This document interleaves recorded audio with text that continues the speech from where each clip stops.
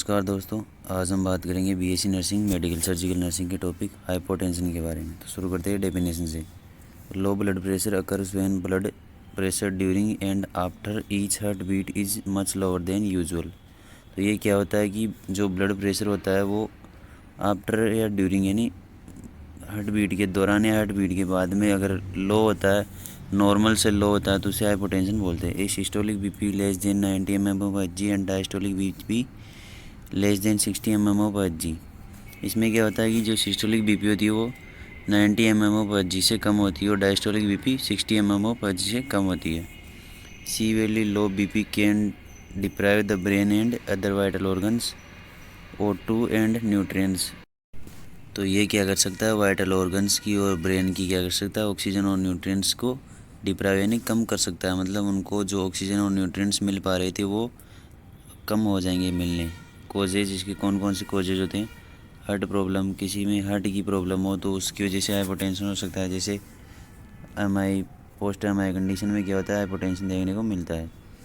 Hormonal related, मतलब hormone से related disease होती है तो उसमें भी हाइपोटेंशन मिलता है। जैसे कि हाइपोथायरॉयडिज्म होता है, उसमें हाइपोटेंशन देखने को मिलता है। ब्लड लॉस, यदि ब्लड लॉस हो गया हो तो क्या होता है कि ब्लड वॉल्यूम कम हो जाती है और उस वजह से क्या होता है कि कार्डियक आउटपुट कम होने की वजह से हाइपोटेंशन हो जाता है। Lack of nutrients in diet में न्यूट्रिएंट्स कम हो तो हाइपोटेंशन हो सकता है। ट्रॉमा की वजह से क्या होगा, ट्रॉमा या हेमरेज की वजह से क्या होगा, ब्लड लॉस होगा और उस वजह से हाइपोटेंशन हो सकता है। प्रेगनेंसी, डिहाइड्रेशन में भी ब्लड वॉल्यूम कम होती है तो उस वजह से हाइपोटेंशन हो सकता है।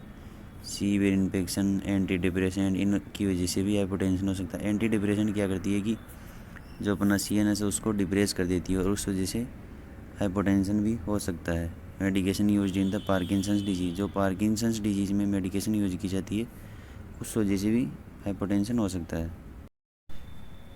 अब देखते हैं इसके कौन कौन से टाइप्स होते हैं। तो पहला टाइप है ऑर्थोस्टैटिक या पोस्चरल हाइपोटेंशन। ऑर्थोस्टैटिक या पोस्चरल हाइपोटेंशन में क्या होता है कि जब कोई भी पर्सन क्या होता है कि सीटिंग पोजीशन से स्टैंडिंग पोजीशन में आता है, यानी कि लाइंग डाउन, यानी वो क्या होता है कि बैठा हुआ होता है और अचानक से खड़ा होने पर क्या होता है कि उसकी बीपी कम हो जाती है। यानी कि जब वो सीटिंग या लाइंग डाउन पोजीशन से स्टैंडिंग पोजीशन में आता है तो उसकी बीपी में 10 mmHg की डिक्रीज हो जाती है, तो उसे बोलते हैं orthostatic hypotension. Post prandial hypotension क्या होता है कि इसमें क्या होता है कि खाना खाने के 1 से 2 घंटे के बाद में बीपी डिक्रीज हो जाती है।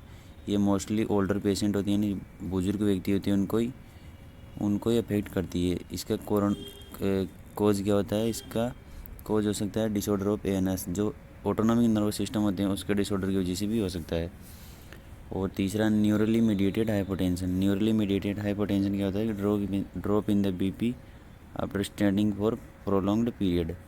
मतलब न्यूरली मीडिएटेड हाइपोटेंशन वो होता है, उसमें क्या होता है कि ज़्यादा देर खड़े रहने की वजह से बीपी में डिक्रीज हो जाना। अब miscommunication between heart and brain, इसमें क्या होता है कि जो ज़्यादा देर तक खड़े रहने से क्या होता है कि हार्ट और ब्रेन होता है उसके अंदर मिसकम्युनिकेशन हो जाता है और उस वजह से क्या होता है न्यूरली मीडिएटेड हाइपोटेंशन। ये चिल्ड्रन और यंग एडल्ट्स में ज़्यादातर देखने को मिलता है। चौथा है low BP due to the nervous system damage. इसमें क्या होता है कि नर्वस सिस्टम डैमेज होने की वजह से भी क्या होता है कि लो बीपी होती है। जैसे कि ऑटोनॉमिक नर्वस सिस्टम होता है उसमें डैमेज हो जाता है तो फिर लो बीपी देखने को मिलती है। जैसे साइड ड्रैगर सिंड्रोम होता है, ये एक सिंड्रोम होता है, इसमें क्या होता है कि ऑटोनॉमिक नर्वस सिस्टम को डैमेज हो जाता है। पैथोफिजियोलॉजी देखते हैं इसकी, मतलब ये डिजीज़ किस तरीके से प्रोग्रेस करती है। तो blood pressure is regulated by ANS, autonomic nervous system regulate करता है ब्लड प्रेशर। इसमें क्या होता है कि पैरासिम्पैथेटिक नर्वस सिस्टम तो डिक्रीज करता है और सिम्पैथेटिक नर्वस सिस्टम क्या करता है, बीपी को इंक्रीज करता है। तो इसमें क्या होता है कि blood pressure is regulated by autonomic nervous system via the receptors nerve and hormones. ये किसके थ्रू रेगुलेट करता है, रिसेप्टर नर्व्स और हॉर्मोन्स के थ्रू। अब इसमें क्या होता है कि ड्यू टू एनी टियोलॉजिकल फैक्टर, यानी किसी भी कारण की वजह से क्या होता है कि disturbance in the compensating mechanism of ANS, जो ANS की जो कंपनसेटिंग मैकेनिज्म थी, मतलब कि बीपी को इंक्रीज या डिक्रीज करने की, उसमें डिस्टर्बेंस हो जाता है। तो उसमें क्या होता है कि heart no longer pump efficiently, heart क्या होता है कि लंबे समय तक मतलब प्रॉपरली फंक्शन नहीं कर पाता है, तो उस वजह से क्या होता है कि ब्लड की वॉल्यूम कम हो जाती है और उससे क्या हो जाता है कि ऑर्गन्स होते हैं उसमें परफ्यूजन कम होता है, शॉक की कंडीशन अराइज होती है और उससे हाइपोटेंशन या शॉक हो सकता है।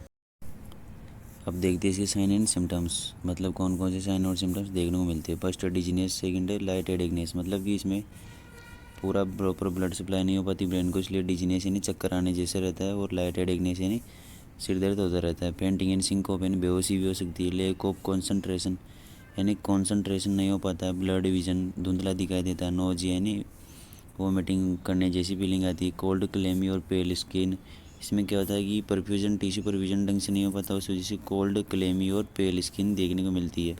रैपिड या स्लो ब्रीथिंग, अब कंपनसेटरी मैकेनिज्म चालू हो जाती है, इस वजह से रैपिड और स्लो ब्रीथिंग देखने को मिलती है। व्यक्ति ज़ोर ज़ोर से सांस लेने लगता है और मतलब स्लो ब्रीथिंग करता है, मतलब डीप नहीं होती और तेज़ी से सांस लेने लगता है। थ्रस्ट यानी पेशेंट को प्यास लगती है। हार्ट अटैक और चेस्ट पेन, ये दोनों कंडीशन भी राइज हो सकती है, क्योंकि ब्लड जो सप्लाई प्रॉपर नहीं होती, उससे टिश्यू परफ्यूजन प्रॉपर नहीं होगा, उस वजह से एंजाइना पेक्टोरिस या एमआई हो सकता है। आगे हम देखते हैं इसके डायग्नोस्टिक इवेल्युएशंस, यानी इस डिजीज़ का पता किस तरीके से किया जाता है। सबसे पहले हम मेडिकल हिस्ट्री कलेक्ट करते हैं, मतलब पेशेंट की जो भी हिस्ट्री है उसको कलेक्ट करते हैं। फिर फिजिकल एग्जामिनेशन करते हैं, हेड टू टोस का एग्जामिनेशन करते हैं। फिर ईसीजी करते हैं। ईसीजी में क्या होता है, एसटी सेगमेंट से हाइपरटेंशन का पता लग जाता है, हाइपोटेंशन का। ब्लड टेस्ट, ब्लड में टेस्ट करते हैं, ब्लड के टेस्ट करते हैं, उसमें इलेक्ट्रोलाइट्स इन सभी का लेवल चेक करते हैं। मेजरिंग बीपी, जो बीपी होती है उसको मेजर करते हैं, ये तो सबसे कॉमन है इसमें, क्योंकि हाइपरटेंशन में बीपी लो आती है। टिल्ट टेबल टेस्ट करते हैं, इसमें टेबल पर लेटा किया, मतलब टेबल की तरफ झुका कर या इस तरीके से टेस्ट करते हैं, मतलब पोजीशन चेंज होने पर मतलब ब्लड प्रेशर किस तरीके से चेंज होता है। रेडियोलॉजिकल टेस्टिंग करते हैं। रेडियोलॉजिकल टेस्टिंग में सीटी स्कैन, एक्सरे और यूएसजी आते हैं। ब्लड और यूरिन कल्चर टेस्ट, ये दोनों करते हैं, ताकि किसी बैक्टीरिया का इन्वेजन तो नहीं है, इसका पता करने के लिए। आगे देखते हैं इसका मैनेजमेंट या ट्रीटमेंट, मेडिकल ट्रीटमेंट। आई फ्लूइड देते हैं किसमें, डिहाइड्रेशन में और ब्लड लॉस में। डिहाइड्रेशन में क्यों देते हैं, हाइड्रेशन मेंटेन रखने के लिए, और ब्लड लॉस में ब्लड की वॉल्यूम मेंटेन रखने के लिए। और ओरल फ्लूइड कब देते हैं, माइल्ड डिहाइड्रेशन में, यानी माइल्ड डिहाइड्रेशन हो तो ओरल फ्लूइड से ट्रीटमेंट करते हैं। यूज़ मोर साल्ट का ज़्यादा इस्तेमाल करना चाहिए ताकि बीपी इंक्रीज़ हो। ब्लड ट्रांसफ्यूजन करना चाहिए। ब्लड लॉस हो तो एंटीबायोटिक्स देनी चाहिए। कब, सेप्टिसीमिया यानी ब्लड में इन्फेक्शन हो तो एंटीबायोटिक्स देनी चाहिए। नेक्स्ट मेडिकेशन देते हैं हम इसके लिए फ्लूड्रोकोर्टिसोन। फ्लूड्रोकोर्टिसोन क्या करती है, बूस्ट ब्लड वॉल्यूम को बूस्ट करती है, यानी कि जो ब्लड प्रोडक्शन होता है उसको बूस्ट करती है। और मिडोड्रीन होती है, जो इसको ओवर्टेन के नाम से भी जानते हैं। आगे देते हैं वियर कंप्रेशन स्टॉकिंग, जो कंप्रेशन स्टॉक होते हैं उनको पहनने के लिए बोलना है, ताकि क्या हो, वेनस रिटर्न अच्छा हो और उससे ब्लड प्रेशर बढ़े। चेंज इन मेडिकेशन में चेंज भी कर सकते हैं यदि कोई बेनिफिट नहीं मिल रही हो तो। Thank you.